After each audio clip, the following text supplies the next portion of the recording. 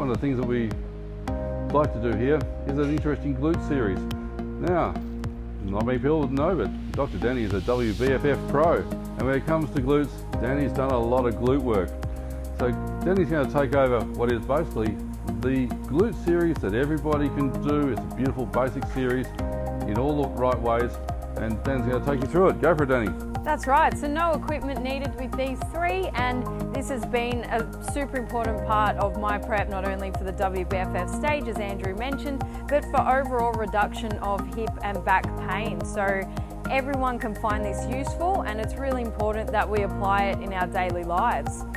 So Tilly, we'll start you off with the side lying clam, the lock edition of course. So lying down with your bottom leg straight, going to hook your toes behind the ankle there, and really important that we're making sure that the top hip is facing the mat. What we'll do, we'll complete 15 reps each side. So I'll get you to slowly lift your knee to the ceiling and coming back down.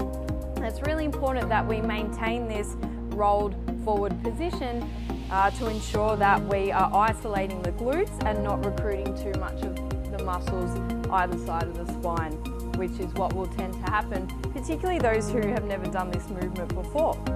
Often what we find is the glutes love being switched off or being on holidays, and the lower back does a lot of the work. So in this movement, people will find that this will try and do some of the work too. So position is super important. It's really important that we take note and really slow the motion down, holding a nice squeeze at the top and keeping that tension as well. So when we've done 15, we'll swap sides. Often we find that there is a bit of a discrepancy or a difference from left to right, and that's just normal in our daily patterns, but what we can do by always addressing left to right sides individually, eventually these can help balance out. Good, so keeping that bottom leg straight, perfect. Rolling that hip forward and balancing yourself up with that arm there. Again, just really making sure the pelvis is facing the ground and the knee is coming up to the ceiling. So it is important that we complete about 25 reps of this. We're just doing 15 for demonstration purposes, and 2 to 3 times a day. A lot of us being at home, we're going to be sitting down more. So it's important that we keep those glutes activated. How's that feeling, Tilly? Beautiful. So the lock clam is number 1. Then we're going to move into the prone hip extension with the bent knee. So Tilly, we'll get you on your front, please. Good. So forehead touching the ground, and then that will allow the muscles of the upper trap and neck to rest. So let's shuffle you up a little bit. Thank you. Beautiful. So we'll pop you there all the way up. Okay, so forehead resting on the ground. We will place your hands under your pelvis. Good, and bending one leg here. Good, so this takes out the hamstring from doing a lot of the work as well. From there, we're going to press the pelvis into your hands. Good, and then just a small raise of the leg towards the ceiling. Just like that, and coming back down. So this hip extension motion is super important to achieve because, again, when we're sitting down, our legs are in a bent position, and that's the complete opposite to this motion here. And for those who love using the hip thrust with a heavy barbell, we need to make sure that we achieve this last little motion to get full use of the exercise anyway. So if we can't actually achieve glute activation on this, then we technically haven't earned the right to add weight on the barbell. So a really good movement here. Good, let's swap sides. Ideally, we want about 15 reps of this exercise, but we'll do less today for demonstration purposes. Good. Again, often just be wary of the lower back muscles wanting to take the load there. They love being super strong and tight, so rather than always getting them stretched or massaged, it's important that we work on the muscles that aren't being worked and aren't as strong. Fantastic. So we've had the lock clam, prone hip extension with a bent knee, and we'll finish off with some hip extensions. So we'll get you lying on your back, please. Good. Alrighty, so a few cues come into this. So we'll get you to bend your knees, please.